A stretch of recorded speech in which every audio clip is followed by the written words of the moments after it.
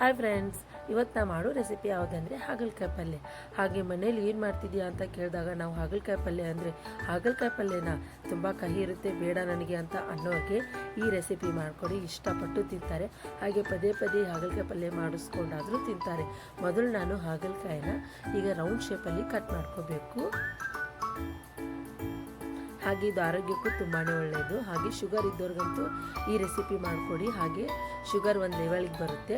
ಈಗ ನೋಡಿ ನಾನು ರೌಂಡ್ ಶೇಪಲ್ಲಿ ಕಟ್ ಮಾಡ್ಕೊಂಡಿನಲ್ಲ, ಆ ಬೀಜ ಇರುತ್ತಲ್ಲ, ಬೀಜನ ತೆಗೆದುಬಿಡ್ಬೇಕು.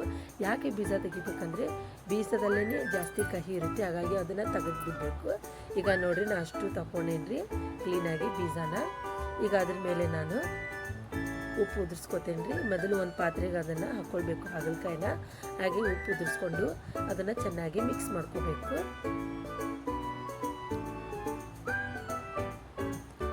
ಮಿಕ್ಸ್ ಮಾಡ್ಕೊಂಡ್ಮೇಲೆ ಅದನ್ನು ಒಂದು 10 ನಿಮಿಷ ಆದರೂ ನಾವು ರೆಸ್ಟ್ ಮಾಡೋಕ್ಕೆ ಇಡಬೇಕು. ನಾವು ಉಪ್ಪು ಹಾಕ್ತೀವಿ ಅಂದರೆ ಸ್ವಲ್ಪ ಕಹಿ ಹೋಗಬೇಕದು, ಹಾಗಾಗಿ ನಾವು ಉಪ್ಪು ಹಾಕ್ಕೋತೀವಿ. ಈಗ ನಾನು 10 ನಿಮಿಷ ಆದಮೇಲೆ ಅದಕ್ಕೆ ಒಂದು ಗ್ಲಾಸಷ್ಟು ನೀರು ಹಾಕ್ಕೋತೀನಿ ರೀ. ನೀರು ಹಾಕ್ಕೊಂಡು ನಾನು ಕಡಲೆ ಹಿಟ್ಟು ಹಾಕ್ಕೋತೀನಿ. ಬೇಕಾದರೆ ನೀವು ಜೋಳದ ಹಿಟ್ಟು ಹಾಕ್ಕೋಬೋದು. ನಾನು ಜೋಳದ ಹಿಟ್ಟು ಹಾಕ್ಕೊಂಡೇನಿ ರೀ. ಜೋಳದ ಹಿಟ್ಟು ಹಾಕ್ಕೊಂಡು ಚೆನ್ನಾಗಿ ಮಿಕ್ಸ್ ಮಾಡ್ಕೋಬೇಕು. ಮಿಕ್ಸ್ ಮಾಡಿಕೊಂಡು ಈಗ ಒಂದು ಕಾಟನ್ ಬಟ್ಟೆಗೆ ಹಾಗಲಕಾಯಿ ಹಾಕ್ಕೋತೀನಿ ರೀ ನಾನು. ಅಂದರೆ ಅದು ನೀರೆಲ್ಲ ಹೀರ್ಕೋಬೇಕು ಆ ಬಟ್ಟೆ. ಚೆನ್ನಾಗಿ ಬಟ್ಟೆಯಲ್ಲಿ ಹಾಗಲಕಾಯಿನ ಒರೆಸ್ಕೊಳ್ಬೇಕು. ಒಂದು 5 ನಿಮಿಷ ಅದನ್ನು ರೆಸ್ಟ್ ಮಾಡೋಕ್ಕಿಟ್ರೆ ತುಂಬಾ ಒಳ್ಳೆಯದು, ಯಾಕೆಂದರೆ ನೀರಿನ ಅಂಶ ಎಲ್ಲ ಹೋಗಿಬಿಡುತ್ತೆ. ಈಗ ನಾನು ಗ್ಯಾಸ್ ಆನ್ ಮಾಡ್ಕೊಂಡು ಒಂದು ಬಾಳಿಗೆ ಇಟ್ಕೊತೀನಿ ರೀ. ಈಗ ನಾನು ಇದಕ್ಕೆ ಒಂದು 5-6 ಸ್ಪೂನಷ್ಟು ಎಣ್ಣೆ ಹಾಕ್ಕೋತೀನಿ ರೀ. ಈಗ ನಾನು ಹಾಗಲಕಾಯಿ ರೌಂಡ್ ಶೇಪಲ್ಲಿ ಕಟ್ ಮಾಡ್ಕೊಂಡಿದ್ನಲ್ಲ, ಅವನ್ನ ಎಣ್ಣೆಯಲ್ಲಿ ಹಾಕ್ಕೊಂಡು ಚೆನ್ನಾಗಿ ಫ್ರೈ ಮಾಡ್ಕೋಬೇಕು. ಡೀಪ್ ಫ್ರೈ ಮಾಡ್ಕೊಳ್ಳಿ. ಅವು ಸ್ವಲ್ಪ ಕೆಂಪಾಗಬೇಕು, ಅಲ್ಲಿವರೆಗೂ ಫ್ರೈ ಮಾಡ್ಕೊಳ್ಬೇಕು. ಹಾಗೆ ನೀವು ರೌಂಡ್ ಶೇಪಲ್ಲಿ ಕಟ್ ಮಾಡ್ಕೊತಿರ್ತೀರಲ್ಲ, ಸ್ವಲ್ಪ ತೆಳ್ಳಗೆ ಕಟ್ ಮಾಡ್ಕೋಬೇಕು. ನೀವು ದಿಪ್ ಕಟ್ ಮಾಡ್ಕೊಂಡ್ಬಿಟ್ರೆ ಅವು ಚೆನ್ನಾಗಿ ಎಣ್ಣೆಲಿ ಫ್ರೈ ಆಗೋದಿಲ್ಲ, ಹಾಗಾಗಿ ಸ್ವಲ್ಪ ತೆಳ್ಳಗನೆ ಕಟ್ ಮಾಡ್ಕೊಳ್ಳಿ. ನೋಡಿರಿ, ಹೀಗೆ ಫ್ರೈ ಆಗಿರಬೇಕು, ಅವು ಈ ಕಲರ್ ಬರಬೇಕು. ಈಗ ನಾವು ಚೆನ್ನಾಗಿ ಫ್ರೈ ಆಗ್ಯಾವು, ಅವನೊಂದು ಪ್ಲೇಟ್ಗೆ ಸರ್ವ್ ಮಾಡ್ಕೊತೀನಿ.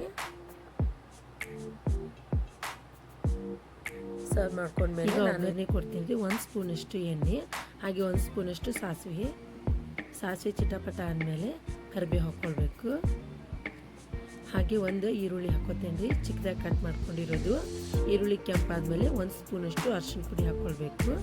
ಹಾಗೆ ಮಿಕ್ಸ್ ಮಾಡ್ಕೊಂಡ್ಮೇಲೆ ನಾನು ಎಣ್ಣೆಯಲ್ಲಿ ಫ್ರೈ ಮಾಡಿದ್ಮೇಲೆ ಹಾಗಲಕಾಯಿ ಹಾಕ್ಕೊಂಡು ಅದಕ್ಕೆ 1-2 ಸ್ಪೂನಷ್ಟು ಖಾರ ಪುಡಿ, ರುಚಿಗೆ ತಕ್ಕಷ್ಟು ಉಪ್ಪು, ಗರಂ ಮಸಾಲ ಹಾಕ್ಕೊಂಡು ಮಿಕ್ಸ್ ಮಾಡಿಕೊಂಡು ಮೇಲೆ ಕೊತ್ತಂಬರಿ ಉದುರಿಸ್ಬಿಟ್ರೆ ನೋಡಿರಿ ಹಾಗಲಕಾಯಿ ಪಲ್ಯ ರೆಡಿ ಆಯಿತು. ಹಾಗೆ ಇದನ್ನು ನಮ್ಮ ಉತ್ತರ ಕರ್ನಾಟಕದ ಜೋಳದ ರೊಟ್ಟಿ ಜೊತೆನ ತಿನ್ನಬೇಕು. ನೀವು ಅಕಸ್ಮಾತ್ ಚಪಾತಿ ಒಳಗೆ ತಿಂದರೆ ಇದಷ್ಟು ರುಚಿ ಬರಲ್ಲ, ಜೋಳದ ರೊಟ್ಟಿ ಒಳಗೆ ತಿನ್ನೋಣ ರುಚಿ ಬರ್ತೈತಿ. ಹಾಗೆ ನೀವು ನಿಮ್ಮ ಮನೆಯಲ್ಲಿ ಟ್ರೈ ಮಾಡಿ, ತುಂಬಾ ಇಷ್ಟಪಟ್ಟು ತಿಂತಾರೆ. ಹಾಗೆ ಶುಗರ್ ಇದ್ದವ್ರಿಗೆ ಇದನ್ನು ಮಾಡಿಕೊಡಿ, ಅವ್ರಿಗೆ ಆರೋಗ್ಯಕ್ಕೂ ತುಂಬಾ ಒಳ್ಳೆಯದು.